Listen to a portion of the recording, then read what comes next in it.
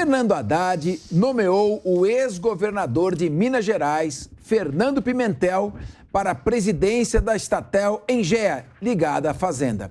De acordo com os dados fornecidos pela empresa, Pimentel deve receber uma remuneração mental de mais de R$42 mil.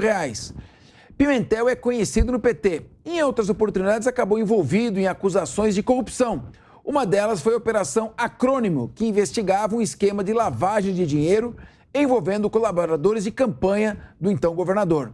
Em 2020, este inquérito foi arquivado por falta de provas.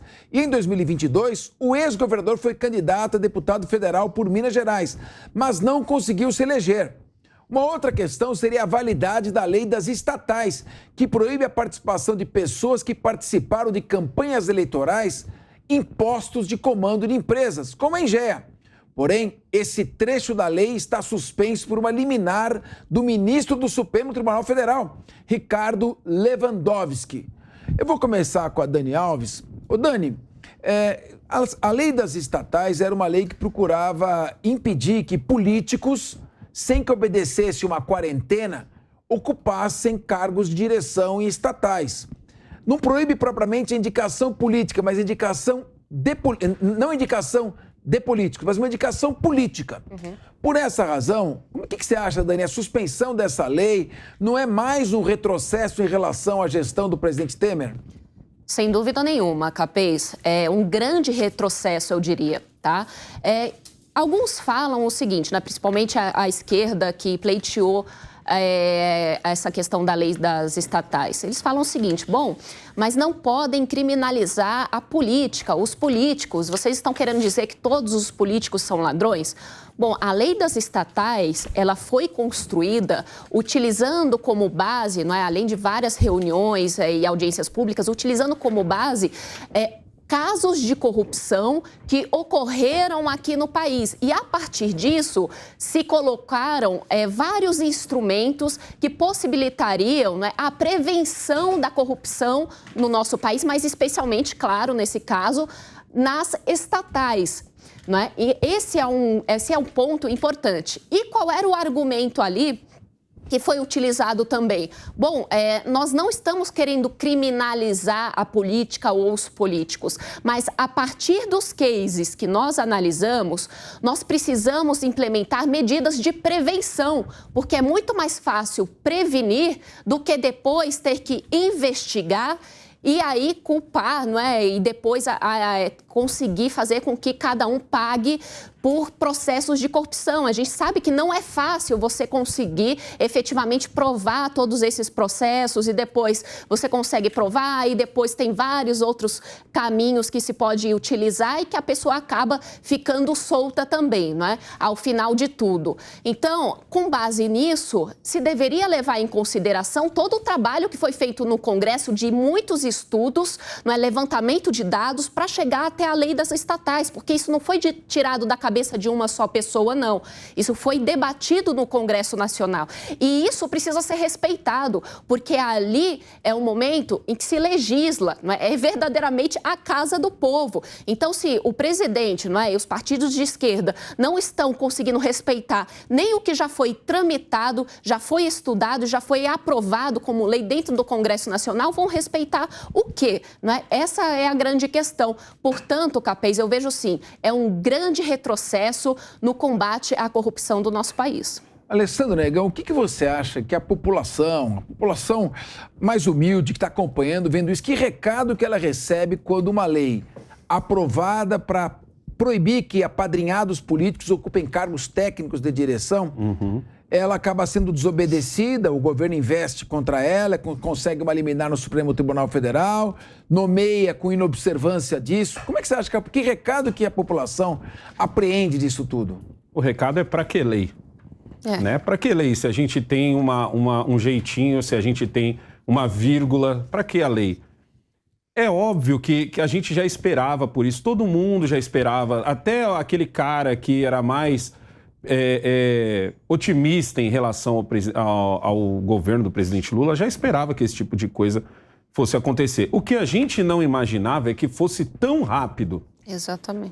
Olha, eu sempre disse o seguinte, eu achei que o Lula ia fazer um primeiro ano ali quase igual ao último ano do Bolsonaro, que ele não ia mudar quase nada, que ele ia tentar ganhar o Congresso na conversa, que ele ia conseguir ganhar o povo na conversa, mostrando alguma evolução do país, mas o que a gente está vendo é exatamente o contrário.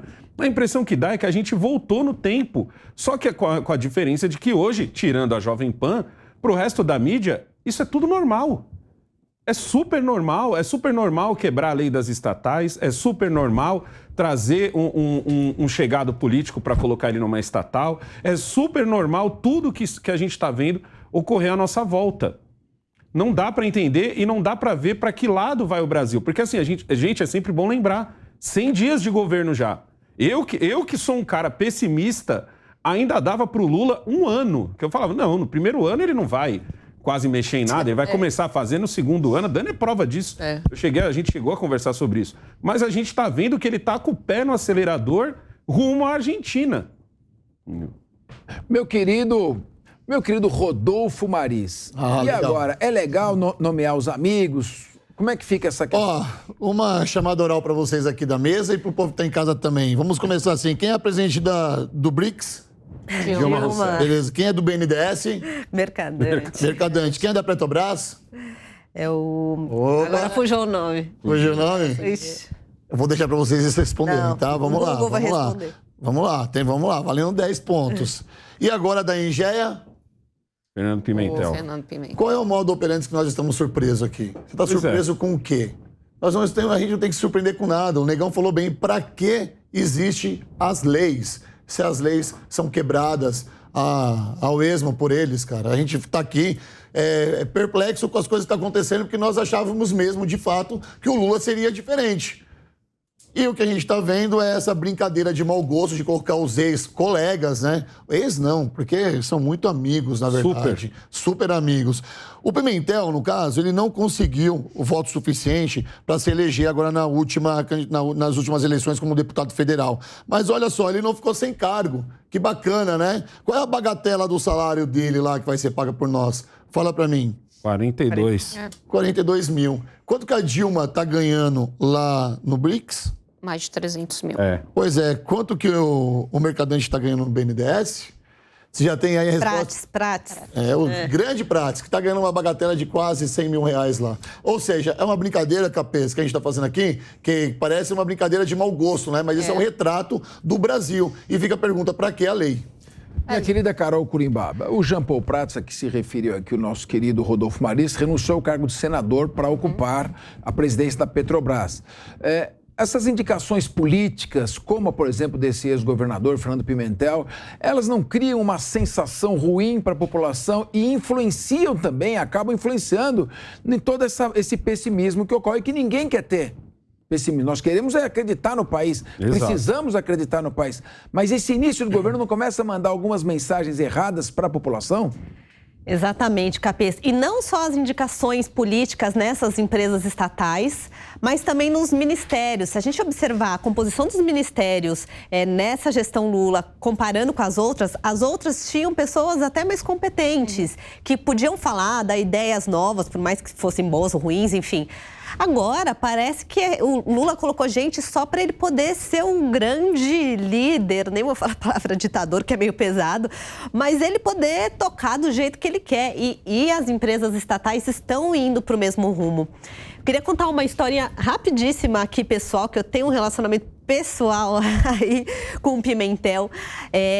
Quando eu era uma jovem adulta, fui num evento da FIENG com a minha família e tava o Pimentel lá discursando em um evento das indústrias, um petista. E aí eu gritei, uma mocinha jovem, gritei lá do fundo, fora PT! E aí foi quando a minha família descobriu que eu gostava de política e que eu não gostava de PT. Então, muito obrigada por esse evento. Mas é importante a gente falar que o Fernando Pimentel, por que eu gritei fora PT? Porque em Minas Gerais a gente sentia as dores. Eu que visito muita escola estadual e municipal, mas nesse caso as estaduais, eu vi as professoras gestoras não recebendo seus salários. Zema, quando assumiu o governo de Minas Gerais, a primeira coisa que ele falou, não vamos ajustar os salários dos servidores públicos, porque eles são sem receber, uns atrasos absurdos, além de toda a complicação financeira ali do Estado. E esse cara está indo tocar uma empresa estatal. Então, é assustador.